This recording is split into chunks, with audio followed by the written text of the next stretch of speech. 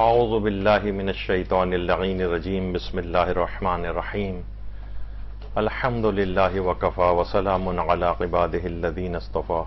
درود بھیجئے محمد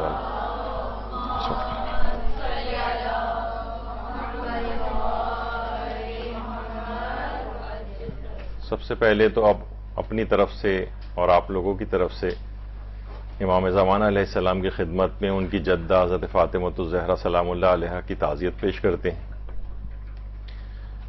انشاءاللہ دوسرا جو لیکچر ہوگا اس میں مولانا عامر یاسوفی صاحب کچھ مصائب بھی بیان فرمائیں گے.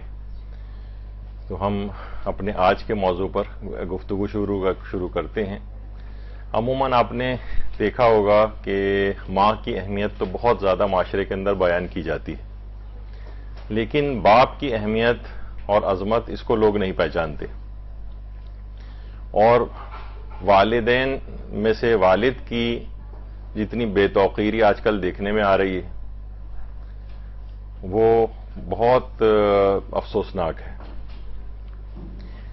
انشاءاللہ گفتگو ہماری اس عنوان پر آئندہ سے شروع ہو جائے گی کہ والدین کے سلسلے میں جو 80 حقوق اسلام نے بتائے ہیں، 40 ان کی زندگی میں جب والدین حیات ہوں اور 40 ان کے انتقال فرما جانے کے بعد جو حقوق پورا کرنا ہوتے ہیں، اس پہ ہماری گفتگو ہوگی. لیکن آج تمہیدی طور پر خصوصیت کے ساتھ والد کے موضوع پر ہم ابھی فی الحال والدہ کا تذکرہ ہم نہیں کریں گے.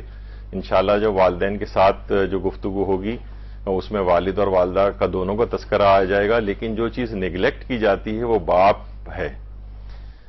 دیکھیے، باپ کے متعلق یہ کہا جاتا ہے کہ بالکل اولاد ابھی اس کی پیدا ہوتی جب سے لے کر جو سلسلہ شروع ہوتا ہے یہ ہمیشہ دوسروں کے لیے جیتا ہے باپ. میں نے اس سے پہلے بھی ایک دفعہ ذکر کیا تھا کہ باپ جو ہے اپنی، چاہے وہ بزنس مین ہو چاہے وہ سیلریڈ پرسن ہو، وہ اپنی کمائی کا 5% بھی اپنے اوپر خرچ نہیں کرتا ہے. اگر اس کی پوری زندگی اٹھا کر دیکھ لیں تو شاید بس الماری کے ایک پٹ کے اندر اور صرف ایک الماری میں اس کی پوری کائنات، پورا چیزیں آ سکتی ہیں. وہ باقی سب دوسروں کے لیے کر رہا ہوتا ہے. بالکل اپنے بچوں کی پیدائش سے لے کر یہاں تک کہ باپ اس قدر محنتیں کر رہا ہوتا ہے، یہاں تک کہ وہ تختہ غسل کے اوپر آ جاتا ہے، لیکن وہ دوسروں کے لیے جی رہا ہوتا ہے. اس کی اہمیت کو اور اس کی عظمت کو جو ہے وہ پہچاننا چاہیے. جب ہی کہا جاتا ہے کہ باپ کی اہمیت ان سے پوچھنی چاہیے جنہیں باپ سے ملنے کے لیے قبرستان جانا پڑتا ہے. تو یعنی بہتر ہے کہ انسان ان کی اہمیت کو اسی دنیا کے اندر جب والدین حیات ہوں اس کو درک کر لے، ان کی خدمت میں لگ جائے. ابھی آگے چل کر ہم کچھ مثالیں پیش کریں گے کہ صرف اپنے باپ کی وجہ سے جو اس دنیا کے تقریباً اپنی فیلڈ کے بادشاہ بن گئے، صرف اور صرف باپ کے احترام کی وجہ سے، باپ کی خدمت کی وجہ سے، اس کی خدمت گزاری کی وجہ سے. تو یہ بہت اہمیت کی بات حامل ہے کہ باپ سے ملنے کے لیے قبرستان نہ جانا پڑے. اس سے پہلے ہی آپ کو ان کی اہمیت کا پتہ چل جانا چاہیے. یہی کہا جاتا ہے نا کہ باپ کی قدر اور اہمیت کب پتہ چلتی. بہت سے لوگوں کو تو خیر اس کے مرنے کے بعد بھی پتہ نہیں چلتی، لیکن کہا جاتا ہے کہ اس کی قدر و اہمیت اس وقت پتہ چلتی ہے جب وہ من و مٹی کے نیچے دفن ہو چکا ہوتا ہے. تو خوش نصیب ہیں ایسے افراد کہ جو کہ بہتر ہے کہ باپ سے ملنے کے لیے قبرستان ان کو نہ جانا پڑے، اس سے پہلے ہی ان کی زندگی میں ہی وہ اپنے تعلقات ان سے بہتر کر لیں. یہ بھی کہا جاتا ہے کہ والدین کی خدمت جنت کا ایک دروازہ ہے. خوش نصیب لوگ اس دروازے کو زندگی میں اور بد نصیب ان کی موت کے بعد ڈھونڈنے کی کوشش کرتے ہیں. بہت اہمیت ہے اس بات کی کہ جن افراد کے والدین میں سے خصوصاً والد بھی اگر زندہ ہیں، ویسے تو دونوں والدین، یہ ان کی زندگی میں ان کو راضی و خوشنود کر لیں. یعنی یہ ایسا نہ ہو کہ مرنے کے بعد پھر آپ کو احساس ہو رہا ہے کہ ارے میں نے تو ان کی بڑی بے توقیری کر دی، اپنے تعلقات ان سے صحیح نہیں رکھے. بد نصیبی کہا جائے گا کہ ان کے مرنے کے بعد آپ اسے ڈھونڈنے کی کوشش کریں ان کو. تو ان افراد سے پوچھیں کہ واقعتاً جن کے باپ اس دنیا میں نہیں رہتے، چاہے بچپن سے انتقال کر جائیں یا بڑے ہونے کے بعد، تو بہرحال ان کی محرومی کا اندازہ کوئی شخص نہیں لگا سکتا. باپ ایک ایسی شخصیت ہے کہ جو کہ زندگی میں بھی ہر وقت آپ کا دستگیری کرتی ہے، آپ کا ہاتھ پکڑتی ہے. لیکن ایسا لگتا ہے کہ مرنے کے بعد بھی وہ عالم آخرت سے بھی اپنی اولاد کے لیے دعائیں کرتی ہے. ان کو بعض اوقات ملتا ہے کہ ان کو اطلاعات پہنچائی جاتی ہیں اس کی اولاد سے متعلق، تو عالم آخرت سے بھی وہ آپ کے لیے دعا کرتا ہے. مرنے کے بعد بھی وہ ایسے ہی آپ کی دستگیری کرتا ہے، آپ کا ہاتھ پکڑتا ہے دعا کے ذریعے. باپ کے متعلق یہ بات بھی کہی جاتی ہے کہ باپ ایک چھت اور سائبان کی طرح سے ہوتا ہے. یعنی دیکھیے چھت کا کام کیا ہے؟ یہ آپ کو دھوپ کی تمازت سے بچاتی ہے، یا آپ کو سخت بارشوں سے بچاتی ہے، یا آپ کو کیڑے مکوڑے حشرات الارض سے بچاتی ہے. یعنی ایک چھت جو ہے وہ ایک سائبان ہے آپ کے لیے.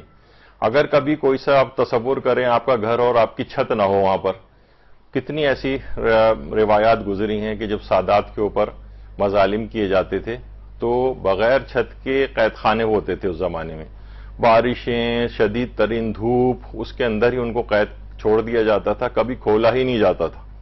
تو ان سے اندازہ لگائیں کہ واقعتاً تو یہ چھت آپ کو، تو باپ بھی اسی طریقے سے ایک چھت اور سائبان کی طرح سے. یہ اگر کبھی چھت اور سائبان آپ کے سر سے ہٹ جائے، اب آپ کو تمام تلاتم، ہواؤں کے جھکڑ، آندھیاں، یہ سب برداشت کرنا پڑتی ہیں. یعنی آدمی ایسی ایسی مصیبتوں کے اندر گرفتار ہو جاتا ہے جو باپ کے صرف فقط زندہ اور موجود ہونے سے جن سے آپ بچے رہتے ہیں، وہ بہت بڑا ایک سہارا ہے. تو بہرحال ان تمام طوفانوں سے آپ کو معاشرے میں مصیبتوں کے طوفان آئیں گے، مشکلات کے طوفان آئیں گے، یہ باپ ان کو روک کے رکھتا ہے. آپ کو پتہ بھی نہیں چل رہا ہوتا کتنی آپ کو پریشانیوں سے بچا کر آپ کو محفوظ طریقے سے گھر میں اس نے رکھا ہوا ہے اور تمام سہولیات مہیا کرتا ہے. حتیٰ کہ باپ اگر بہت بوڑھا بھی ہو جائے تب بھی اس کا دم بہت غنیمت ہے، بہت غنیمت ہے. یہاں پر کیا ہوتا ہے کہ زیادہ بوڑھے ہو جائیں، بیمار ہو جائیں، زمین گیر ہو جائیں، فالج ہو جائے خدا نخواستہ، اور تو اولاد بہت زیادہ ان سے تنگ آ جاتی ہے. ان سے ان کی مشکلات دور کرنے کی جو ہے وہ دعائیں کرنے لگتے ہیں تنگ آ کر، کہ یعنی بس یہ کہ ہوتا ہے کہ یہ کسی طریقے سے بس دنیا سے رخصت ہو جائیں تو بہتر ہے، ہماری جان چھوٹے معاذ اللہ. اس طرح کے بھی لوگوں کے خیالات ہوتے ہیں. چاہے کوئی خواہ کتنا ہی بچہ بیمار ہو جائے، باپ یا اس کی ماں کبھی بھی یہ نہیں کہتے کہ اللہ اس کی مشکل کو آسان کرے، بلکہ کہتے ہیں اللہ اس کو مزید حیات دے. چاہے بالکل مایوس بھی ہو جائے تب بھی مرنے کی دعا نہیں کرتے. یہ اولاد ہی اس قسم کی ہوتی ہے کہ جو کہتی ہے کہ میں نے اس کے دماغ میں خیالات آنے لگتے ہیں کہ زیادہ اگر بیماری سے طول کھینچ جائے تو پریشانی سے وہ سوچتے ہیں کہ یہ دنیا سے رخصت ہو جائیں تو بہتر. یا مثلاً بوڑھے افراد کے لیے مثلاً جناب گھروں میں وہ ٹسل شروع ہو جاتی. وہ باپ جس نے اپنی پوری زندگی آپ پر لگا دی، سارا پیسہ لگا دیا، اب اولاد آپس میں لڑ جھگڑ رہی ہوتی کہ میری ذمہ داری تو نہیں ہے نا، سب لوگ اس میں خرچہ دیں، ان کا علاج کا خرچہ دیں، ان کے ہاسپٹلائزیشن کا خرچہ دیں، ان کی دواؤں کا خرچہ دیں، آپس میں لڑ رہے ہوتے ہیں. پھر وہ جو بیویاں گھر میں آ جاتی ہیں وہ عام طور پر اپنے شوہر کو چڑھا رہی ہوتی ہیں کہ اکیلے آپ ہی تو نہیں، اور بھی بہن بھائی ہیں، ان کے بھی حقوق ہیں والدین کے اعتبار سے، تو بہرحال ان کو بھی کرنا چاہیے. حالانکہ اگر کسی کے ذمہ اگر یہ آئی جائے تو سمجھے کہ اس کو تو ایک لاٹری نکل آئی ہے آخرت کی. کہ اگر کوئی شخص نہیں بھی اگر کر رہا ہے اور کسی کے اپنے ذمے میں یہ چیز آ جائے تو بہت اس کو اللہ کا شکر ادا کرنا چاہیے کہ اس کو بہرحال ماں باپ کی خدمت کا یہ ایسا موقع مل رہا ہے.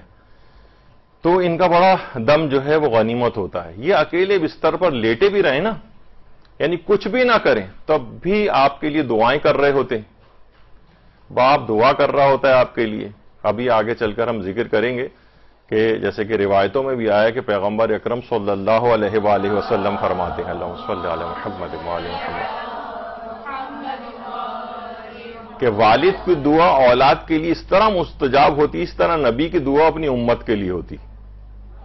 تو آپ سوچیں کہ یعنی لوگ عام طور پر کیا ہے کہ دوسرے لوگوں سے دعائیں کروا رہے ہوتے ہیں، علماء کے پاس جا رہے ہوتے ہیں، ارے بھائی یہ اتنا بڑا جنریٹر جو ہے وہ آپ کے گھر میں موجود ہے، آپ اس سے استفادہ کریں، اس کی دعائیں لیں. ابھی آگے چل کر ہم ذکر کریں گے، آپ لوگ حیران ہو جائیں گے کہ اتنے بڑے بڑے مقامات کو لوگوں نے حاصل کر لیا صرف فقط باپ کی دعا سے. ابھی مثالیں آگے آئیں گی. تو کیونکہ کیا ہے کہ اس کی دعا ایسی جیسے ایک نبی کی دعا اپنی امت کے لیے ہوتی ہے. نبی کی دعا تو پروردگار کا بھی ریجیکٹ نہیں کرتا نا. تو سوچیں کہ والد کی جو دعا ہے اولاد کے حق میں، تو یہ اکیلا بستر پہ لیٹا بھی رہے اور یہ کچھ بھی نہ کرے تب بھی، بلکہ میں تو یہ کہوں یہ دعا نہ بھی کرے، فقط اس کا گھر کے اندر موجود ہونا یہ آپ کو اتنی برکتیں آپ کے لیے لاتا ہے، آپ کو اتنی پریشانیوں سے بچا رہا ہوتا ہے، کتنی مصیبتیں آ کے ٹل کے آپ کے پاس سے چلی جاتی. تو یہ اس کی اتنی اہمیت ہے باپ کی. جب بھی کہا جاتا ہے نا کہ ان کے ہونے سے بخت ہوتے ہیں، باپ گھر کے درخت ہوتے ہیں. یعنی اگر باپ بہرحال اگر کبھی درخت یہ پھل دینا بند بھی کر دے نا، تب بھی کم سے کم اس کا فائدہ یہ ہوتا ہے کہ سایہ ضرور دیتا ہے. تو باپ کی اہمیت کو بہرحال یہ سمجھنا چاہیے کہ یہ ایک گھنا سایہ دار درخت ہے کہ جس کے زیر سایہ جو ہے اس کی اولاد اور گھر والی زندگی بسر کر رہے ہوتے ہیں. یہ بھی کہا جاتا ہے کہ باپ کی موجودگی سورج کی مانند ہوتی ہے. سورج گرم تو ضرور ہوتا ہے مگر سورج نہ ہو تو اندھیرا چھا جاتا ہے. تو یعنی اچھا یہ بھی ہے کہ بعض اوقات دیکھیے والدہ جو ہوتی ہیں ماں، وہ ان کی جو اللہ نے بہرحال جو فطرت رکھی ہے اس کے اندر ایک محبت کا عنصر زیادہ رکھا ہے، تو عام طور پر بچے ان کے لاڈ و پیار سے خراب بھی ہونے لگتے ہیں. لیکن کیا ہے، باپ کی جو نسبتاً ایک سختی ہوتی ہے اپنی اولاد کے لیے، ایک تربیت کا کام کرتی ہے. کہا جاتا ہے نا کہ باپ کی وہ ہلکی پھلکی مار جو بچوں کو لگا رہا ہوتا ہے وہ اس بارش کی طرح سے ہوتی ہے کہ جو تڑا تڑ فصلوں کے اوپر گرتی تو ہے، لیکن اس سے کیا ہوتا ہے کہ بظاہر لگ رہا ہوتا ہے کہ فصلوں کی پٹائی ہو رہی ہے، لیکن کیا ہے اسی سے پھر پھل و پھول اگنے لگتے ہیں. تو اسی طریقے سے باپ کی موجودگی سورج کی مانند ہے. سورج گرم ہوتا ہے ضرور، یعنی اس کی تمازت ہوتی ہے، لیکن سورج نہ ہو تو پھر اندھیرا چھا جاتا ہے، اور واقعتاً جن کے والدین نہیں رہے عجیب مشکلات کے اندر پھر وہ گرفتار ہوتے ہیں. کہا یہ بھی جاتا ہے کہ باپ کا، جیسے ابھی ہم نے کہا کہ سایہ بھی اس کا کافی ہوتا ہے. وہی کہا کہ جناب اس سائے سے آپ کتنی مشکلات سے، کہیں آپ کھائی میں گر سکتے ہیں لیکن وہ سایہ آپ کو بچا کر لے جاتا ہے. یعنی صرف باپ کا گھر میں موجود ہونا یہ سمجھیں کہ ایک بہت بڑی نعمت ہے، چاہے وہ کتنے بزرگ ہو جائیں، بیمار ہو جائیں، ان کی آپ کو خدمتیں کرنی پڑ رہی ہیں. ایک سمجھیں کہ ایک آسان ترین نسخہ جنت حاصل کرنے کا آپ کے گھر کے اندر موجود ہے. تو جب یہ بھی کہا جاتا ہے، یہ بھی پیغمبر اکرم صلی اللہ علیہ وآلہ وسلم نے فرمایا کہ عمر رسیدہ شخص اپنے خاندان میں ایسا ہے جیسے کسی امت میں نبی ہوتا ہے. اچھا، ایک تو دونوں طرح سے اس میں پیغامات ہیں.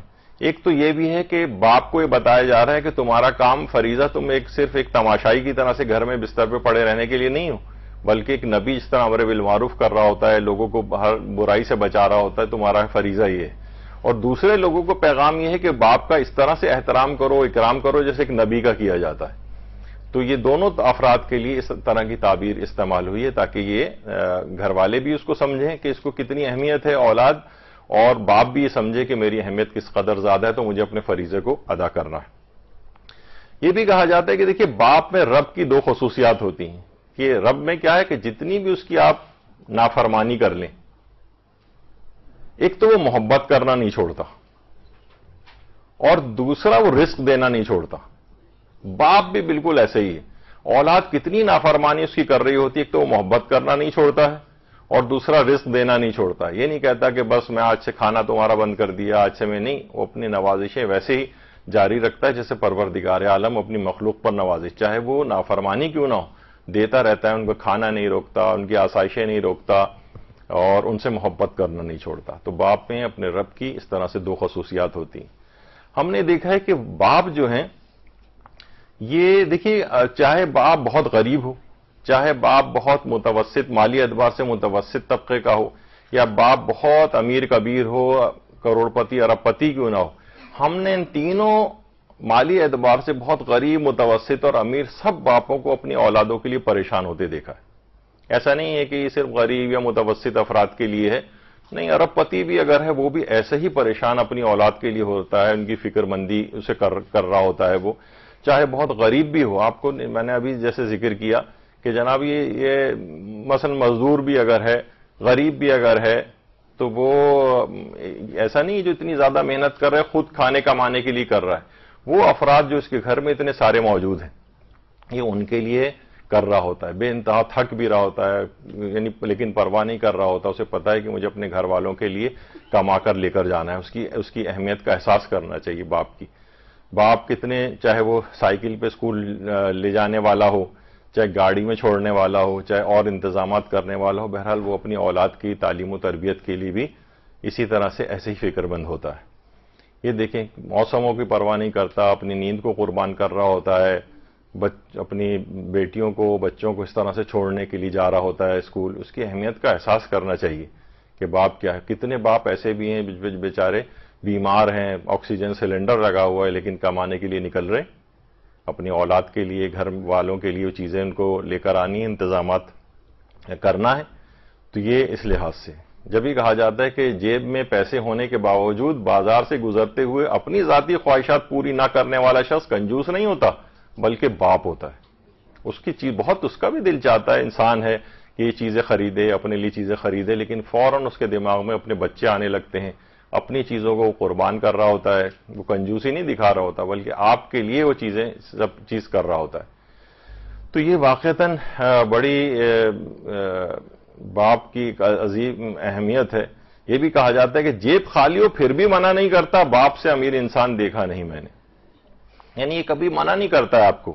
یعنی یہ بھی کہا جاتا ہے نا کہ انسان کی اپنی تنخواہ میں تو فقط گزارا ہوتا ہے، عیاشی تو فقط جو ہے باپ کے پیسوں سے ہوتی ہے. یعنی آپ خود دیکھیں جب انسان خود کمانے لگتا ہے تو اس کو لگتا ہے کہ ہاں واقعی جو ہے تو بڑے مشکل سے گزارا ہو رہا ہے، بجلی کے بل بھی اس کو بہت کھلنے لگتے ہیں. لیکن باپ کما رہا ہوتا ہے تو آرام سے اے سی بھی چل رہا ہے مستقل، اور لائٹیں بھی جل رہی ہیں، اور بہت ساری یعنی عیش و عشرت کی زندگی وہ باپ کی کمائی سے انسان کر رہا ہوتا ہے. اپنے میں تو بہت مشکل اس کا گزارا ہوتا ہے. اور باپ وہ ہے کہ جیب چاہے اس کی خالی ہو، چاہے پیسے نہیں ہو، لیکن منع نہیں کرتا، کہیں نہ کہیں سے ادھر سے ادھار لے کے کہیں نہ کہیں سے وہ آپ کی ضروریات کو بھی پورا کرتا ہے. اچھا، کتنے ہی ایسے افراد ہیں چاہے وہ بالکل مزدور طبقے سے ہوں، دھوپوں کی تمازتوں میں کبھی اولاد جا کر دیکھے، وہ جو گھر سے گیا ہوا ہے وہ کتنی زیادہ محنتیں صبح سے شام تک جو ہے وہ کر رہا ہوتا ہے. اور چاہے وہ وائٹ کالر والا جاب کر رہا ہو یا مزدور طبقہ ہو. وائٹ کالر والا بھی بظاہر آپ کو ٹائی وائی لگا کے جاتا نظر آ رہا ہے آفس میں، لیکن اس کی طبیعت خراب ہو، بخار ہو، اس کا دل نہ چاہ رہا ہو، لیکن ہر صورت میں وہ وہاں پر جا رہا ہوتا ہے کیونکہ اس کو کما کر لانا ہے، اور آپ لوگوں کو پوری فیملی کو اس کو پالنا ہے. اس کی اہمیت کو آپ باپ کی دیکھنا چاہیے واقعتاً.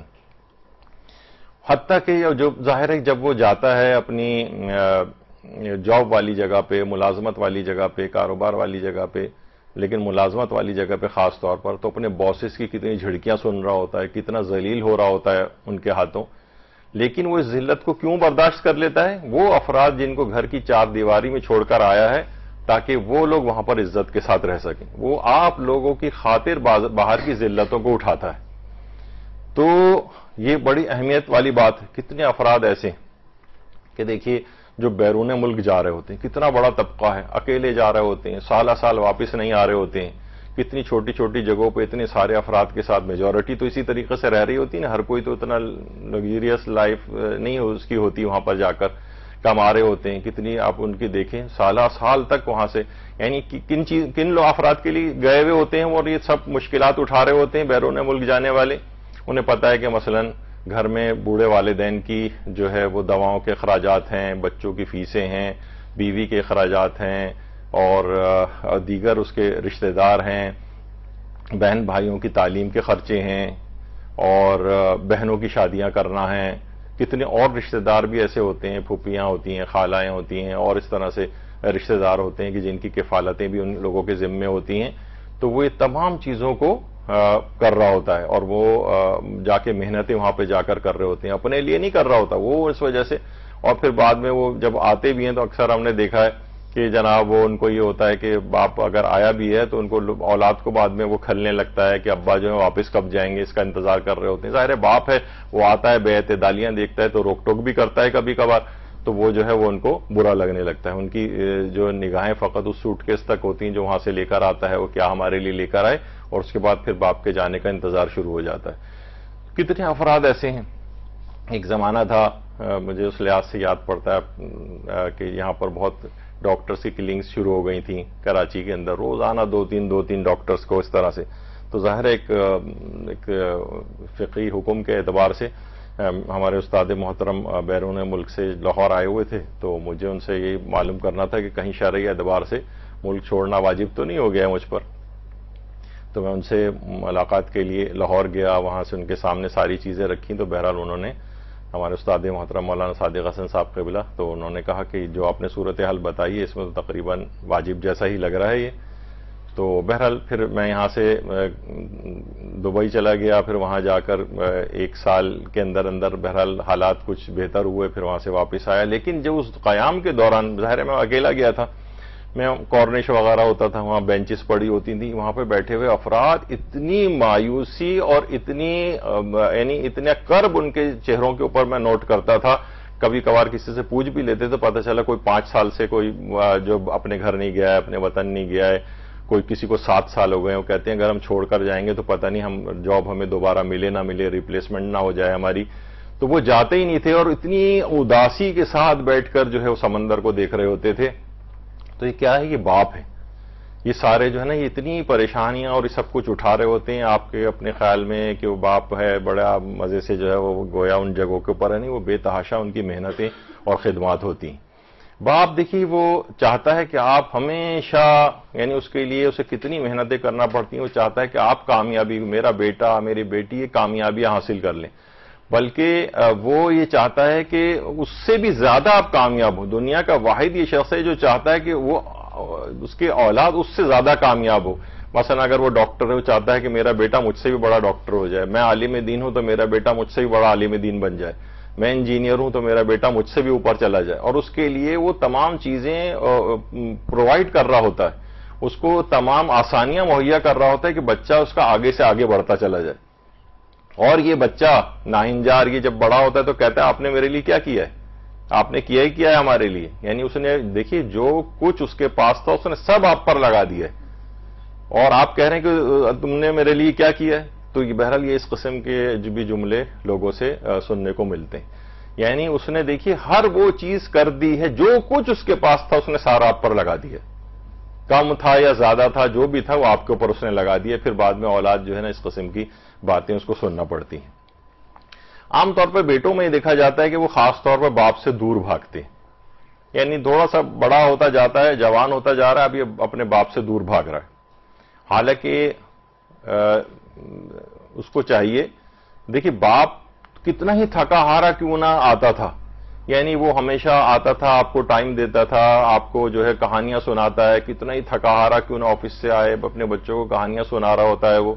تو کم سے کم اولاد کو بھی چاہیے کہ جب تم بڑے ہو گئے تو اب دن بھر کی کہانی اس کو سنا دو. ظاہر ہے تم اس کو کوئی بچوں والی کہانی تو نہیں سناؤ گے، تم نے دن بھر کیا کیا، اسکول کالج یونیورسٹی گئے، ملازمت جاب کاروبار کیا، دن بھر کی رودادی کم سے کم اس کو سنا دو. یعنی اس سے جو ہے نا اس کا بہت، یعنی تھوڑی دیر اس کے پاس بیٹھا جائے، اس سے باتیں کی جائیں. یہ بھی کہا جاتا ہے نا کہ اپنے والد سے ہم کلام رہو، یوں وہ بوڑھا جوان رہتا ہے. یعنی آپ اس کے ساتھ باتیں کریں بیٹھ کر، چاہے ادھر ادھر کی باتیں کریں. یہاں کیا ہوتا ہے کہ اولاد جس کمرے میں والد صاحب ہوتے ہیں وہ نوجوان کی کوشش ہوتی ہے وہاں سے کس طرح بچا کے نکل جائیں. تو اس کے پاس بیٹھے دن بھر کی روزات سنائیں کہ آج یہ ہوا، میں وہاں گیا، یہ ہوا، اس سے یہ بات ہوئی، فلاں چیز ہوئی. یعنی دیکھیے بعض اوقات سے بہت ان کا رہتا ہے. مجھے یاد پڑتا ہے کہ ظاہر کہ ہمارے بڑے بھائی جو ہیں جب والدہ محترمہ حیات تھیں تو اتنی زیادہ ان سے ایک ڈیڑھ گھنٹہ فون پہ بات کرتے تھے، بیرون ملک سے بھی اور یہاں آ کر بھی، کہ اکثر وہ تنگ بھی ہو جاتی تھی. لیکن اتنی اہمیت کی حامل یہ چیز ہے کہ کسی بزرگ کو احساس رہے کہ کوئی بیٹا ان کا اتنا زیادہ ان سے باتیں کر رہا ہے، دن بھر کی رودات سنا رہا ہے، اور پورا ہر طرح کی جو ہے ان سے بات چیت جو ہے وہ کرنی چاہیے. تو اگر کوئی اس طرح سے نیگلیکٹ کر رہا ہے اپنے باپ کو، چاہے وہ بیٹی ہو یا بیٹا ہو، تو اسے چاہیے کہ اپنے باپ کو وقت دینا شروع کرے. وہ اس کے لیے بہت مان کا، وہ نہیں چاہتا کہ آپ اس کو بہت زیادہ پیسے دیں لا کر اور یہ سب کچھ، وہ آپ سے اس طرح کی عزت و احترام چاہتا. لیکن کیا ہے کہ اولاد جناب وہ تو اس سے جان چھڑانے کے بھاگنے کے چکر میں رہتی ہے. تو بہرحال یہ ہے. اچھا باپ کی دیکھیے اس قدر اہمیت ہے کہ باپ کا نام تک تبدیل نہیں ہو سکتا. عام طور پہ لوگ جیسے کسی کا باپ حتیٰ کہ اگر مر بھی جائے اور کوئی دوسرا بچے کو لے کر پال لے جو ایڈاپٹڈ چائلڈ ہوتے ہیں، تب بھی فقہی اعتبار سے حرام ہے کہ بچے کے اصل باپ کا نام تبدیل کیا جائے. اس طریقے سے جو جعلی سادات ہوتے ہیں یا اپنے کوئی بھی نام کے ساتھ سید جو ہے وہ اس طرح سے لگا لیتے ہیں، تو ان کو بھی کیوں حرام قرار دیا گیا؟ کہ ایک تو بقول آیت اللہ بشیر نجفی کہ آپ نے جو ہے نا ایک لحاظ سے یہ گالی ہے آپ کے لیے کہ آپ اپنے باپ کے علاوہ کسی اور شخص سے اپنے آپ کو منسوب کر رہے ہیں. تو باپ ایک ایسا ہے کہ اس کی چاہے وہ آپ کہیں لاکھ لوگ آ کر پوچھتے ہیں کہ بھائی اب تو ہم نے اڈاپٹ کر لیا ہے، اس کے باپ انتقال کر چکا ہے یا ہمیں دے چکا ہے، ساری تربیت ہم نے کی ہے، ہر خرچہ اٹھایا ہے، تو اب ہم اس کا نام بھی اگر اپنے لگا لیں، کاغذات کی حد تک ہی لگا لیں، تب بھی علماء نے حرام قرار دیا ہے، کاغذات کی حد تک بھی باپ کا نام تبدیل نہیں ہو سکتا، اس قدر اہمیت ہے۔ اسی طریقے سے قیامت کے روز بھی باپ کے نام سے پکارا جائے گا۔ روایات کے اندر ملتا ہے کہ امام معصوم نے فرمایا ہے کہ جو اور لوگ ہیں صاحبان ایمان کے علاوہ، ان کو ان کی ماؤں کے نام سے روز قیامت پکارا جائے گا، لیکن ہمارے ماننے والوں کو، ہمارے شیعوں کو ان کی طیب ولادت کی وجہ سے، ان کی ولادت کی پاکیزگی کی بنا پر اپنے باپوں کے نام سے پکارا جائے گا۔ تو اس دنیا کے اندر بھی باپ کے نام کی اس قدر اہمیت ہے کہ اس کا نام تبدیل نہیں ہو سکتا، حتیٰ کہ کاغذ میں بھی تبدیل نہیں ہو سکتا، اور قیامت کے روز بھی باپ کے نام سے پکار کے آپ کو اٹھایا جائے گا۔ اور یہ بھی آیا ہے کہ دیکھیے باپ جو ہے نا اصل میں جڑ ہے، ہم اس کی فرع اور شاخ ہیں۔ باپ اصل ہے، ہم فرع ہیں اس کی۔ اور روایات میں بھی آیا، ہمارے امام زین العابدین علیہ الصلوۃ والسلام فرماتے ہیں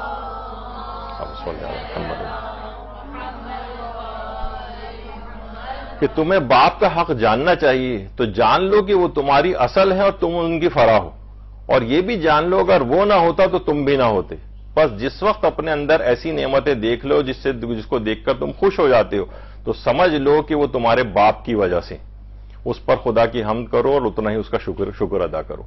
یعنی اصل باپ ہے۔ جو آپ خود سوچیں، جتنے بھی افراد یہاں پر بیٹھے ہوئے ہیں، یہ اس دنیا میں آتے ہی نہ اگر ان کا باپ نہ ہوتا، تو بہرحال اس قدر، یعنی اس کے بعد پھر ہم دنیا میں نیک کام کریں، جنت کو حاصل کریں، ہمیشہ ہمیشہ کی زندگی، اس میں دنیا میں لانے کا جو وہ ہے مین سبب، وہ اس کا باپ ہے۔ تو امام فرماتے ہیں کہ وہ اصل وہ ہے، تم اس کی فرع ہو۔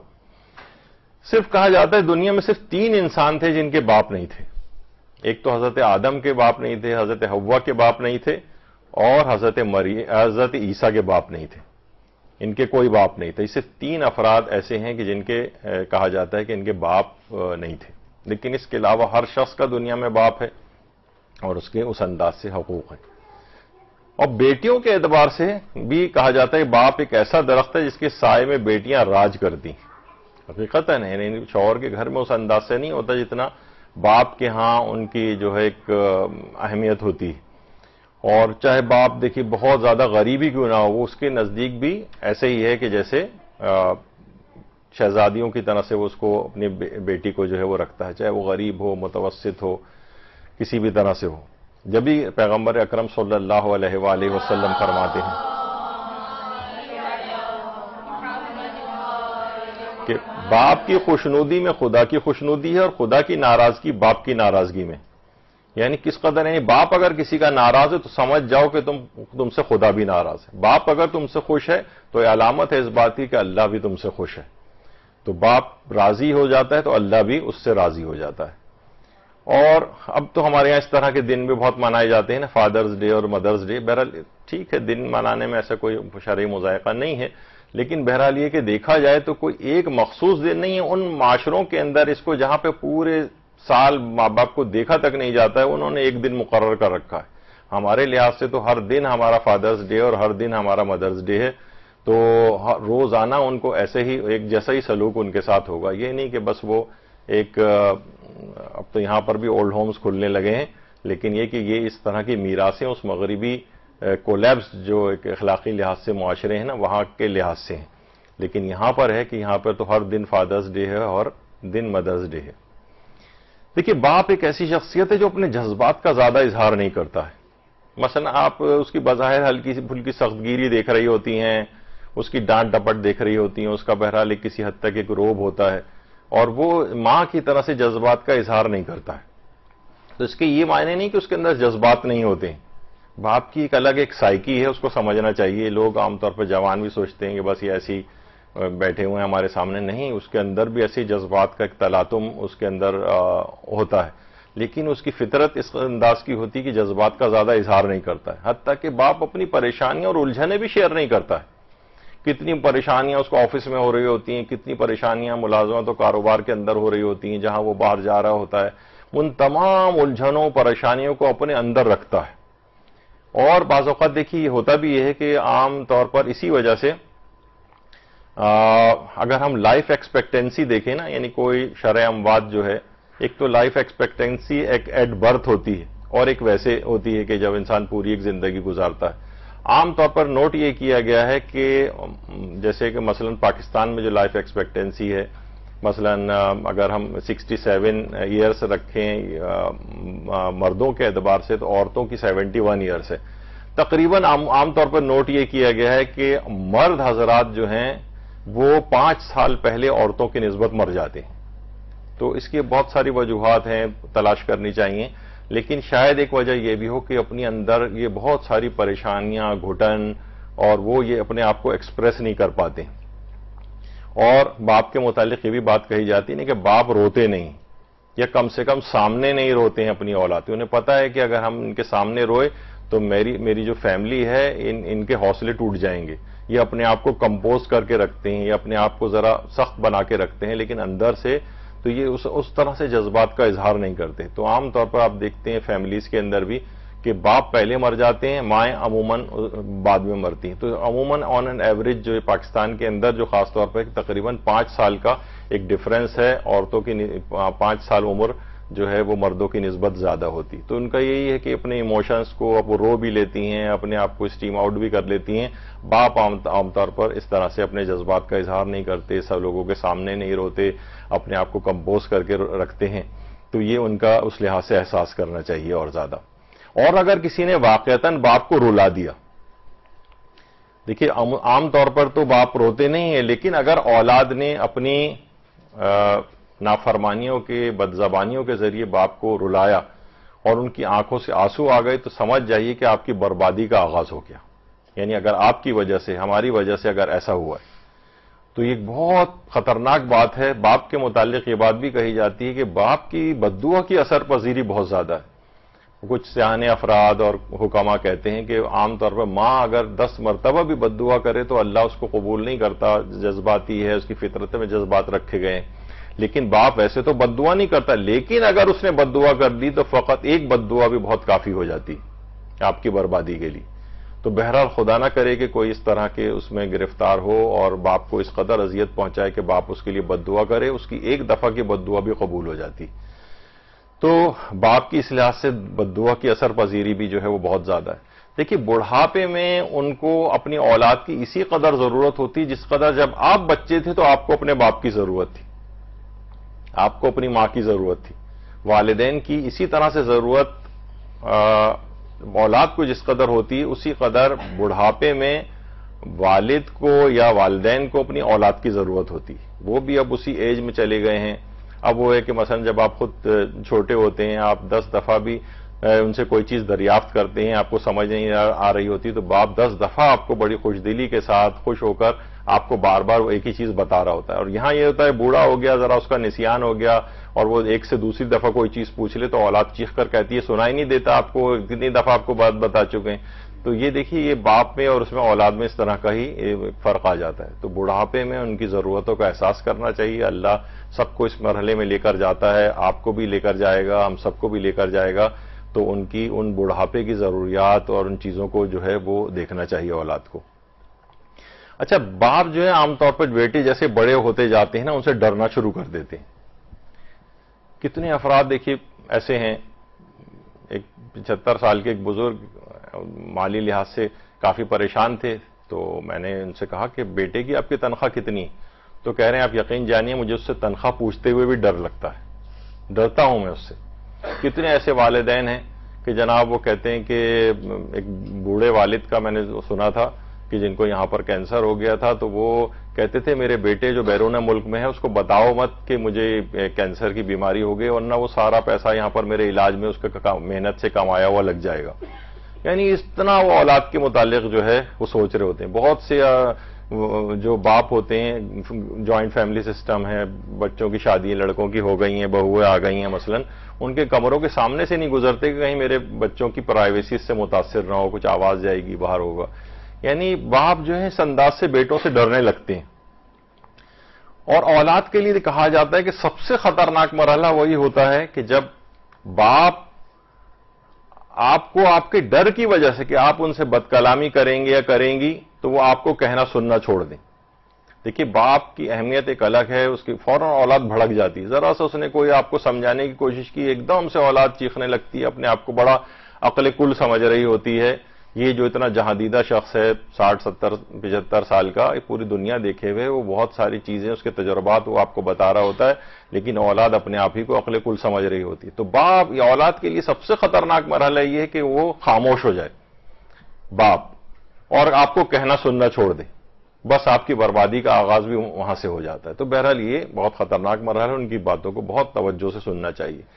اور بہت سے ایسے یقین جانی کہ میں نے ڈگری یافتہ جاہل دیکھے کہ جناب بڑے چارٹرڈ اکاؤنٹنٹ ہیں اور جناب بڑے انجینئر ہیں اور بہت بڑے ڈاکٹر ہو گئے ہیں، اور تو کیا ہے، لیکن والدین کے حق سے خصوصاً باپ کے سے بدتمیزی کرنا، بدزبانی کرنا، اور ویسے بڑے انٹلیکچوئل ہیں اور معاشرے کے اندر بڑا ان کا ایک ریپوٹیشن اور وقار ہے، لیکن کیا ہے کہ والدین کے حق کو بالکل نہیں پہچانتے، ان سے بد کلامی کرتے دیکھے گئے ہیں، ان کے حقوق کو ضائع کرتے دیکھے گئے ہیں۔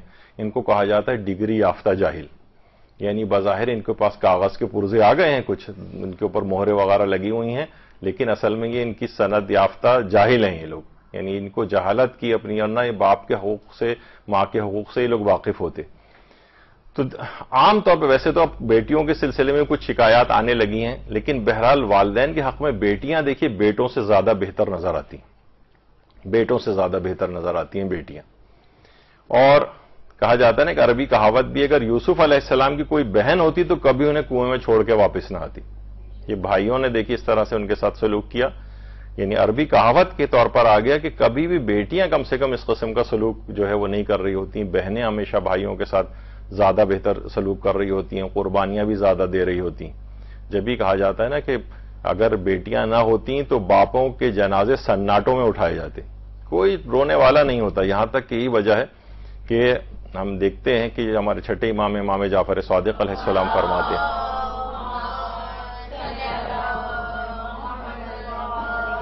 کہ حضرت ابراہیم خلیل خدا رب العزت کی بارگاہ میں دعا کرتے تھے کہ اللہ تعالیٰ انہیں بیٹی عطا کرے جو موت کے بعد ان پر روئے اور نوحہ پڑے، یعنی بہرحال بیٹیاں اس لحاظ سے جنازوں کی زینت ہوتی۔ اب دیکھیں آج بہرحال جناب سیدہ سلام اللہ علیہ کا یوم شہادت بھی، اللہم صلی علی محمد وعلی محمد۔ 14 معصومین میں خاص طور پر جو پنجتن ہیں، ان کے اگر ہم جنازوں کو دیکھیں تو کس قدر ان کے پرشکوہ جنازے ہونے چاہیے تھے، لیکن رسول اللہ کا آپ جنازہ دیکھیں کہ جب شہادت ہوئی ہے تو رسول اللہ کے کوئی جو ہے مسلمان سقیفہ میں حکومت سازی کے اندر نکل کھڑے ہوئے اور کوئی شان و شوکت اس کے اندر نہیں ہوئی۔ اس کے بعد جناب سیدہ کا جنازہ دیکھیں، رات کی تاریکی کے اندر جو ہے وہ اٹھایا گیا، کسی کو اطلاع نہیں دی گئی، اور کتنی قبریں کھودی گئیں تاکہ ان کا نشان کو، جو آج تک ان کی قبر مخفی ہے، کوئی شان و شوکت جنازے کے اندر نہیں ہوئی۔ اسی طریقے سے پھر امیر المومنین علیہ الصلوۃ والسلام جو ہے ان کی شہادت ہوئی۔ کتنے عرصے تک تو حضرت امیر کی قبر کا پتہ بھی لوگوں کو نہیں تھا، ہارون رشید عباسی کے دور میں ان کی قبر جا کر ظاہر ہوئی تھی، یعنی ان کی بھی کوئی جنازے کے اندر کوئی شان و شوکت اس لحاظ سے دنیاوی اعتبار سے نہیں رہی تھی۔ امام حسن کے دیکھیے جنازے پر تیروں کی بارش ہوئی، علماء اور ذاکرین پڑھتے ہیں کہ سمجھ میں نہیں آتا کہ ان کے جنازے پر تیر تھے یا ان کا تیروں پر جنازہ تھا، تو بہرحال ان کی دیکھیے۔ اسی طریقے سے امام حسین علیہ السلام کی تو آپ کو سب کو سامنے واضح طور پر پتہ ہی ہے، کتنا سنا ہوا ہے کہ ان کے جنازہ بے گور و کفن اسی طرح سے پڑھا رہا۔ تو بہرحال بیٹیاں اس لحاظ سے جنازے کی ایک زینت ہوتی ہیں۔ حضرت ابراہیم نے اللہ سے دعا کی تھی کہ انہیں ایک بیٹی عطا کرے جو موت کے بعد ان پر روئے اور نوحہ پڑے، ورنہ کیا ہوتا کہ وہی کہاوت یا بزرگوں کا کہنا کہ باپوں کے جنازے سناٹوں میں اٹھائے جاتے۔ تو اور اس لحاظ سے اور زیادہ اہمیت ہے بیٹیوں کی کہ پیغمبر اکرم صلی اللہ علیہ وآلہ وسلم فرماتے ہیں، اللہم صلی علی محمد وعلی محمد، کہ ہر وہ گھر کے جس میں بیٹیاں ہوں، اللہ کی طرف سے اس گھر پر روزانہ 12 مرتبہ برکت و رحمت کا نزول ہوتا ہے، وہ گھر ہمیشہ فرشتوں کی زیارت گاہ بنا رہتا ہے، اور یہ فرشتے ان بیٹیوں کے باپ کے نامہ اعمال میں ہر روز 1 سال کی عبادت کا اجر و ثواب لکھتے رہتے ہیں۔ تو آپ اپنی اہمیت کو سمجھیے کہ یعنی بیٹیاں کس قدر، تو یہی ہے کہ بیٹیاں بہرحال اتنا زیادہ خیال رکھنے والی، کتنی مہربان ہوتی ہیں والدین کے حق میں، بہرحال وہی زیادہ کرتی ہوئی نظر بھی آتی ہیں خدمت۔ لڑکے تو وہ نوجوان لڑکے آج کل لاؤبالی، بالکل سمجھ میں نہیں آتا ان افراد کے ساتھ کیا ہو گیا ہے کہ والدین کے حق سے بالکل جو ہے وہ لاپرواہ ہو گئے. تو باپ بھی اس لحاظ سے دیکھیے اگر باپ کے وہی ہے کہ باپ بظاہر بیٹوں بچوں اپنے بچیوں کے ساتھ کس طرح سے جو ہے سامنے ہوتا ہے، لیکن کتنی چیزوں کا بوجھ اس کے اوپر ہوتا ہے. اسے پتہ ہے جناب گھر کے کرائے دینے ہیں اور راشن لے کر آنا ہے اور بجلی کے بل دینے ہیں، اسکول کے اخراجات، پیٹرول، یہ وہ گھر کی کتنی ساری چیزیں ضروریات وہ سب پورا کر رہا ہوتا ہے اور یہ سارے تیر اپنے اوپر لے رہا ہوتا ہے، لیکن آپ سے بڑی خوش طبعی کے ساتھ مل رہا ہوتا ہے، گھر کے اندر جو ہے آسانیاں ان کو مہیا کر رہا ہوتا ہے. تو بہرحال دیکھیے آپ بہرحال اولاد جو ہے اس کو چاہیے کہ دیکھیے یہی والدین تھے کہ والد یہی باپ تھا کہ جس نے یعنی تمہیں اپنے پاؤں پر کھڑا کرنے کے لیے اب کیا ہو گیا کہ ان کی کمریں جھک گئی ہیں، اس کی ہاتھوں میں لاٹھی آ گئی ہے، اس نے ہاتھوں میں تسبیح پکڑ لی ہے، اب اس کو ضرورت ہے تمہاری، تم اس وقت ان کی جو ہے کومک کرو. عام طور پر یہ دیکھا جاتا ہے معاشرے میں، کہا جاتا ہے نا کہ سوکھی چھڑی سے بدتر وہ اولاد ہے جو بڑھاپے میں ماں باپ کا سہارا نہ بن سکے. یعنی کم سے کم یہ اتنا تو سہارا تم بنو نا، لیکن تم اس کے باوجود ان کا سہارا نہیں بنتے ہو. جب یہ بھی بات بھی کہی جاتی کہ والد کے ساتھ ایسے رہو جیسے لاٹھی ہوتی، حکم و دولی بھی نہیں کرتی، نہ بحث کرتی اور ہاتھ سے جدا بھی نہیں ہوتی، اس طرح سے ان کے ساتھ رہنا چاہیے. یہاں ہر وقت ان سے لڑائی جھگڑا، ہر وقت ان سے تکرار، ہر وقت ان کی مخالفت، تو کم سے کم یہ تو اس کا مطلب ہے کہ یہ لاٹھی زیادہ بہتر ہے تم سے. کم سے کم وہ حکم و دولی نہیں کرتی، بحث نہیں کرتی، ہاتھ سے جدا بھی نہیں ہوتی، سہارا دے رہی ہوتی. اور یہ بھی کہا جاتا ہے کہ باپ کا ہاتھ پکڑنا سیکھو، زندگی بھر کسی کے پاؤں پڑنے کی نوبت تمہیں نہیں آئے گی. لیکن اگر تم باپ کا اس انداز سے سہارا بنو گے تو اللہ ایسی برکت نازل کرے گا، کبھی تم بے سہارا نہیں ہوں گے. تو یہ بہت اہمیت کی بات ہے جب بھی پیغمبر اکرم صلی اللہ علیہ وآلہ وسلم فرماتے ہیں کہ اپنے باپ کی محبت کی حفاظت کرو. ایسا نہ ہو کہ وہ نکل جائے اس کے دل سے یا تمہارے دل سے، اس سے قطع تعلق مت کرو. اگر ایسا کرو گے تو خدا تمہارے نور کو بجھا دے گا. تو عام طور پہ کیا ہوتا ہے باپ سے بات نہیں کر رہے ہیں، باپ سے کوئی ناراضگی ہو گئی، منہ پھلا کے پھر رہے ہیں اولاد، ارے یہ اتنی اہمیت کا حامل شخص ہے یہ تمہارے گھر میں، اس کو تو ہر صورت میں تم اپنی ناک نیچی کر کے چاہے تمہارا اتنا قصور نہ بھی ہو تب بھی جا کر ان سے پاؤں پکڑ کے معافی مانگ لو، تو وہ ایک سیکنڈ کے اندر تم کو جو ہے معاف کر دے گا اور تمہاری برکتیں دوبارہ زندگی کی لوٹ آئیں گے. اپنی محبت کی حفاظت کرنا ہے نہ کہ کھونا ہے. دیکھیے بہت سے ایسے ہیں کہ جو ماں باپ کو اذیت دینے والے خود بھی ماں باپ بن چکے ہیں لیکن اب بھی وہ اپنے والدین کو اذیت دینے سے باز نہیں آ رہے. تمہاری تو اپنی اولاد ہو چکی ہے. پتہ چلا کہ جب ہوتا ہے ان کے والدین شکایتیں کر رہے ہوتے ہیں، وہ یعنی شادی شدہ بیٹا ہے اپنی اولاد والا ہو چکا ہے لیکن ابھی تک اپنے والدین کو اذیتیں دے رہے ہیں. تو یہ حقیقتاً ایک بڑا ایک اذیتناک ایک سفر ہوتا ہے اس لحاظ سے. اور علماء یہ کہتے ہیں کہ اگر رزق میں کسی کی کوئی تنگی کا شکار ہو تو وہ ایک لمحہ رک کر سوچے کہ اس نے ایسا تو نہیں کہ اپنے ماں باپ کو یا خاص طور پہ اپنے باپ کو ناراض کر رکھا ہو یا باپ کے حق میں دعا کرنی بند کر دی ہو. یا یہ نہیں کہ مثلا باپ کے لیے کوئی خاص ایسا دعا بھی نہیں کر رہا ہوتا، ہاں کوئی گھر میں کوئی اور بیمار بچہ ہو جائے کچھ، لیکن جو اولاد جوان ہو گئی بوڑھے والدین کے لیے دعا کرنا خاص طور پہ باپ کے لیے. کہا جاتا ہے کہ تنگی رزق کا تم شکار ہو رہے ہو تو تم ذرا ٹٹول کے دیکھ لو کہ ایسا تو نہیں کہ باپ کو تم نے ناخوش کیا ہوا ہے. تو بہرحال یہ رزق کی تنگی کے شکار جو افراد ہیں ان کو یہ چیز اس لحاظ سے سوچنی چاہیے. حضرت امام محمد باقر علیہ الصلوۃ والسلام فرماتے ہیں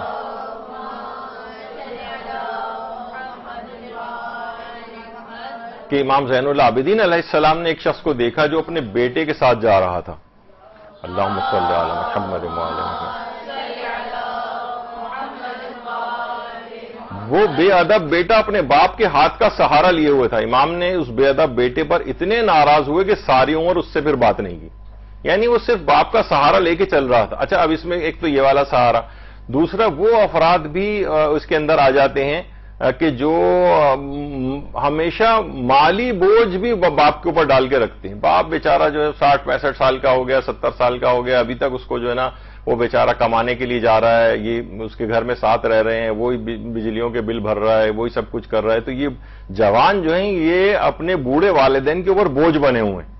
تو امام ان سے بھی اسی طریقے سے، خالی یہ نہیں کہ اس نے جس ہاتھ کا سہارا لے کے چل رہا تھا اپنے باپ کے تو امام نے اس کی بے ادبی کی وجہ ساری عمر بات نہیں کی.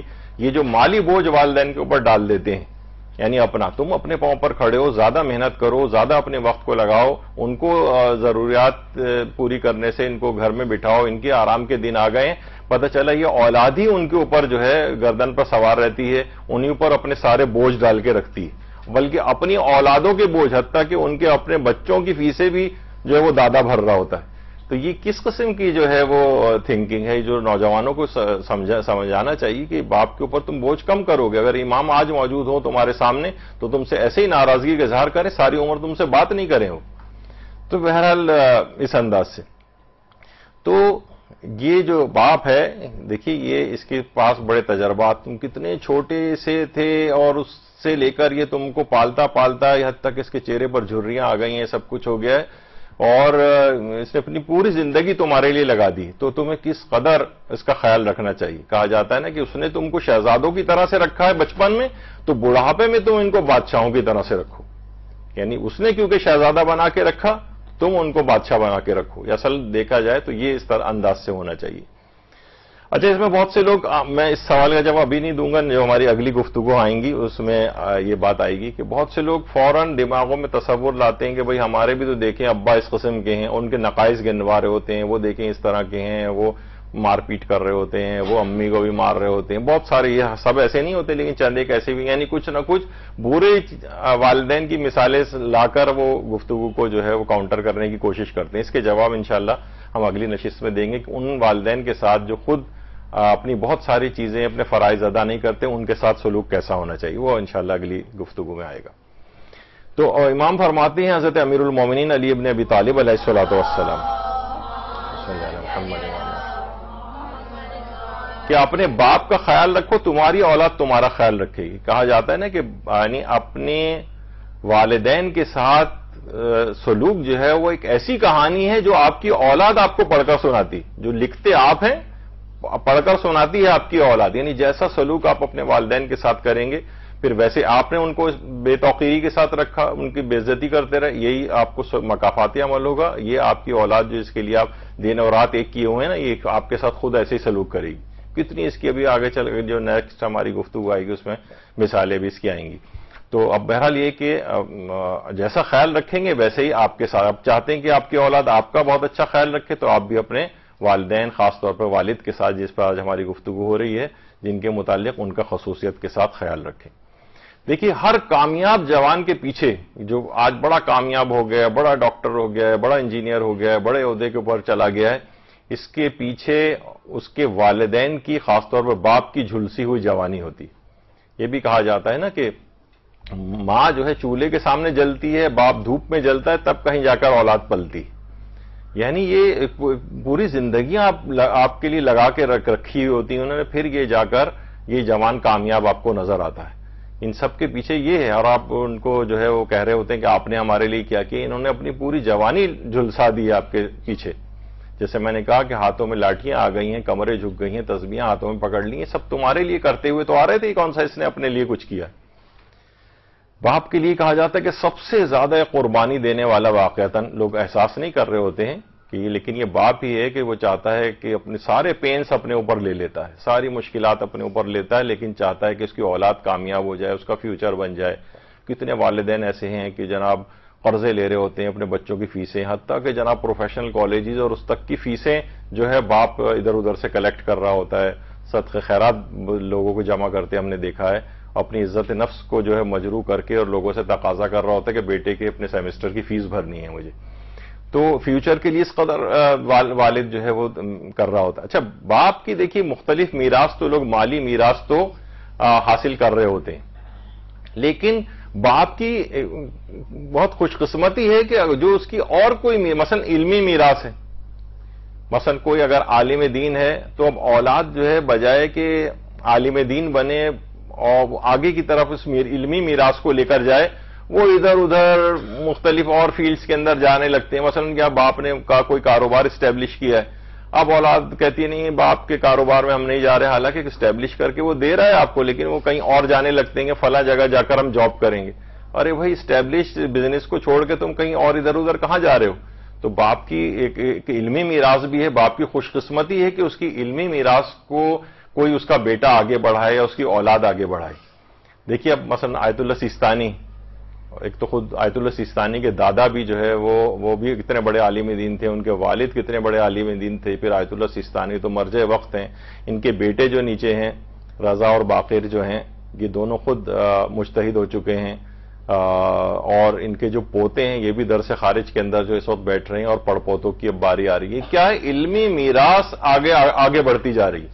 یہ خوش قسمتی ہے بنسبت اس کے کہ ان کے بیٹا کوئی وہ ادھر چلا جاتا، کوئی ادھر چلا جاتا، کوئی، یعنی انہوں نے اپنے باپ کی میراث کو آگے بڑھا ہے. ایک تو پیسے تو لوگ لے ہی رہے ہوتے ہیں باپ کی میراث سے، لیکن اور جو اس کی خدمات ہوتی ہیں، مثلا کوئی اس نے ادارہ قائم کیا ہے، کوئی کسی اچھے نیک کام کی بنیاد رکھی ہے، اب اولاد اس کو آگے بڑھائے. اب اولاد ادھر ادھر بھاگی پھرتی ہے، باپ کی بڑی بدقسمتی ہو جاتی ہے کہ اس کی میراث جو غیر مادی بھی اگر ہے تو اس کو انہوں نے آگے نہیں بڑھایا. تو بہرحال یہ اس طرح سے ہوتا ہے. جب ہی پیغمبر اکرم صلی اللہ علیہ وآلہ وسلم فرماتے ہیں کہ سعادت مند ہے وہ جو اپنے باپ سے مشابہ ہو، شکل میں بھی، عادت و اطوار میں بھی. یعنی اگر کوئی اخلاقی خصوصیت باپ میں پائی جاتی ہے اس کو آگے بڑھائیں، کوئی علمی خصوصیت پائی جاتی ہے اسے آگے بڑھائیں، مشابہ بنیں اس کے. اور ورنہ تو پھر وہی ہے اکبر الہ آبادی جو کہتے تھے کہ طفل میں بو آئے کیا ماں باپ کے اتوار کی، دودھ تو ڈبے کا ہے تعلیم سرکار کی. تو وہ اس زمانے میں بھی یہی اعتراض ہوتا تھا. تو بہرحال ان کے پھر یہ نتیجے یہ نکل رہے ہوتے ہیں. اور یہ علامہ اقبال نے صحیح کہا تھا کہ یہ فیضان نظر تھا یا کہ مکتب کی کرامت تھی، سکھائے کس نے اسماعیل کو آداب فرزندی. یعنی ان دونوں چیزوں کے انسان جو ہے وہ دو طریقوں سے یا تو مکتب و مدرسے میں جا کر سیکھتا ہے یا پھر اپنے باپ سے کوئی چیزیں سیکھتا ہے. تو انہوں نے دونوں طرف اشارہ کیا کہ حضرت ابراہیم میں دونوں خصوصیات تھیں، یعنی بطور استاد بھی بہترین تھے، بطور والد بھی تھے. تو یہی چیزیں حضرت اسماعیل نے اپنے باپ سے سیکھی تھیں. اور قرآن کی وہ آیت بھی جو تھی کہ میرے بیٹے میں نے خواب میں دیکھا، یقیناً میں تمہیں ذبح کر رہا ہوں، تو تمہاری کیا رائے ہے؟ تو اس نے کہا میرے ابا جان جو آپ کو حکم دیا جا رہا ہے آپ وہ کریں، انشاءاللہ آپ مجھے صبر کرنے والوں میں سے پائیں گے. تو علامہ اقبال فرماتے تھے یہی اس شعر کی ان کی بنیاد تھی، یہ فیضان نظر تھا یا کہ مکتب کی کرامت تھی، سکھائے کس نے اسماعیل کو آداب فرزندی. تو بہرحال یہ باپ کی بھی ایک خصوصیت ہے کہ وہ اپنی یہ چیزیں آگے منتقل کرے، بیٹے کو سعادت مند بنائے، باہر بھی پڑھائے، خود بھی اس طرح سے پڑھائے، مکتب و مدرسہ بھی بھیجے، تو پھر یہ جا کر یہ ایک بہترین بچہ جو ہے وہ بنے گا. کتنی خوش نصیب باپ ایسے ہیں معاشرے کے اندر. آپ دیکھیں آیت اللہ خوئی کے والد سید علی اکبر خوئی، ان کا بھی آگے تذکرہ آئے گا. آغا محمود بہجت جو آیت اللہ بہجت کے والد تھے، آیت اللہ سیستانی کے والد سید باقر سیستانی، اور اسی طریقے سے آیت اللہ خامنئی کے والد سید جواد خامنئی، ان کا بھی آگے تذکرہ آئے گا. یعنی بہت عظیم خوش نصیب باپ. یعنی ان کی خوش نصیبی ان کی اولاد کی وجہ سے بھی اور ان کی اولاد کی خوش نصیبی ان باپوں کی وجہ سے بھی. ابھی آگے چل کر ہم ذکر کریں گے اس کو. آیت اللہ مرشی نجفی کس قدر مقام اور مرتبے کی حامل یہ شخصیت تھی، کتنا انہوں نے خدمات انجام دیں، سینکڑوں کتابیں لکھیں، کتنا بڑا ایک عظیم الشان لائبریری قائم کی، کتنے ہاسپٹلز، کتنے چیریٹیبل ادارے، کیا کچھ ان کے نام سے جو ہے وہ چل رہا ہے وہاں پر آج تک. تو بہرحال یہ کیسے مقام حاصل کیا انہوں نے. آیت اللہ مرشی نجفی، یہ جو چھوٹا سا بچہ کھڑا ہوا ہے یہ ہے آیت اللہ مرشی نجفی. اور یہ کالی داڑھی میں جو ان کے والد ہیں، بلیک جن کی داڑھی ہے، یہ ان کے والد محمود مرشی، اور ان کے برابر میں ان کے دادا ہیں سید علی مرشی تبریزی.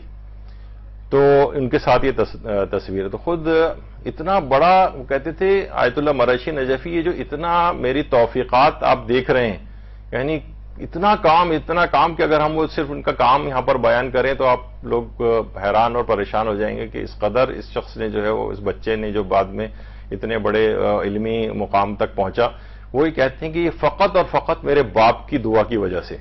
کہہ رہے ہیں کہ میں جب ایک دفعہ یہ میرے والد جو ہے وہ مطالعہ کرتے کرتے سو گئے تھے، کھانے کے لیے میری والدہ نے بلایا، تو میں نے مناسب نہیں سمجھا کہ اپنے والد کو جو ہے وہ اس طرح سے جا کے اٹھاؤں، تو میں نے اپنے گالوں کو ان کے پاؤں کے تلوؤں سے جو ہے نا ملنا شروع کیا. تو میرے باپ نے جب ان کی آنکھ کھلی ان کے والد کی، دیکھا کہ اس طرح سے اٹھا رہے ہیں اتنی انکساری کے ساتھ، اتنی اپنے والد کے لیے، تو میرے باپ نے جو اس وقت مجھے دعائیں دی ہیں، انہی دعاؤں کی وجہ سے مجھے اتنی توفیقات حاصل ہوئی ہیں جو آج تم دیکھ رہے ہو، اس فقط میرے باپ کی دعاؤں کی وجہ سے. تو بہرحال اس کے بعد پھر دیکھیں کہ یہ آیت اللہ مرشی نجفی نے پھر ظاہر ایک توفیقات کا ایک دروازہ کھل گیا. 27 سال کی عمر میں آیت اللہ مرشی نجفی اجتہاد کے درجے تک پہنچ گئے. علمی دنیا کے اندر ایک مقام جو ہے ان کا ہونے لگا, اور اس کے بعد اتنے بڑے توفیقات اور علم کے علاوہ کیا حاصل ہوئیں. 60 سال تک نماز جماعت قائم کی ہے حرم معصومہ قم میں, اس کی امامت کی ہے. اتنا بڑا ان کو جو ہے مقام ملا ہے. معصومہ قم کے اوپر درود بھیجیے نا محمد علیہ وسلم.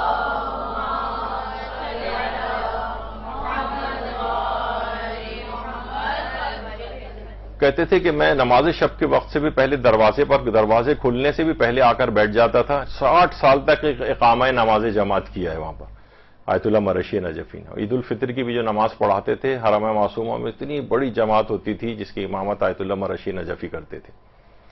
تو اور اتنی بڑی لائبریری حرم معصومہ کے سامنے ہی روڈ پہ کتاب خانہ آیت اللہ مرشی نجفی, ایشیا کی سب سے بڑی لائبریری وہ انہوں نے قائم کی. ایسی ایسی کتابیں, قلمی نسخے وہاں پر موجود ہیں جو کسی جگہ پر اور کہیں موجود نہیں. تو بہرحال یہ ان کے بیٹے محمود مرشی, اپنے والد کے ہی محبت اور احترام میں انہوں نے اپنے بیٹے کا نام بھی محمود رکھا ہے. یعنی والد کا نام بھی محمود مرشی تھا اور ان کا نام بھی, ان کے اپنے بیٹے کا نام بھی محمود مرشی ہے, جو آج کل یہ تمام چیزیں یعنی اپنے باپ کی علمی میراث کو آگے بڑھا رہے ہیں آج کل. اور ان کے والد بھی جو تھے, یہ جو موجود ہیں محمود مرشی, ان کے متعلق بھی ان کا جو وہ مکاشفہ بہت مشہور ہے آیت اللہ مرشی نجفی کے والد کا, کہ جنہوں نے, کیونکہ حضرت زہرا سلام اللہ علیہا, اللہم صلی علی محمد وعلی محمد, ان کی قبر آج تک مخفی ہے, کسی کو وہ نہیں پتا کہ ان کی قبر کہاں ہے. تو انہوں نے ایک عمل کیا تھا اور اس کے نتیجے میں خواب میں ان کو حضرت امیر المومنین علی ابن ابی طالب علیہ الصلوۃ والسلام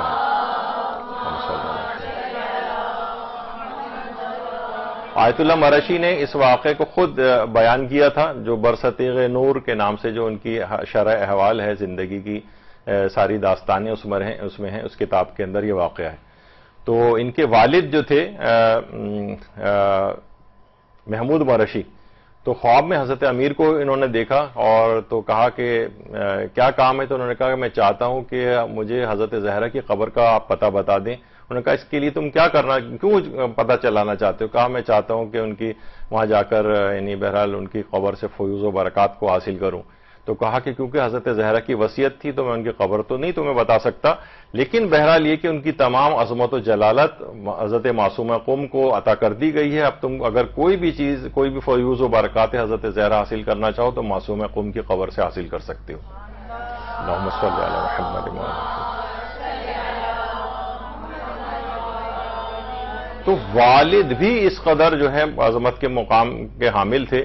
تو دیکھیں اتنی چھوٹی عمر کا بچہ, ہم نے عام طور پر بلکہ باپوں کی اس کوئی تکریم اور اکرام کرتے نہیں دیکھا ہے, لیکن اس قدر تو ظاہر ہے پھر اتنے بڑے مقام کو آیت اللہ مرشی نے حاصل کرنا تھا.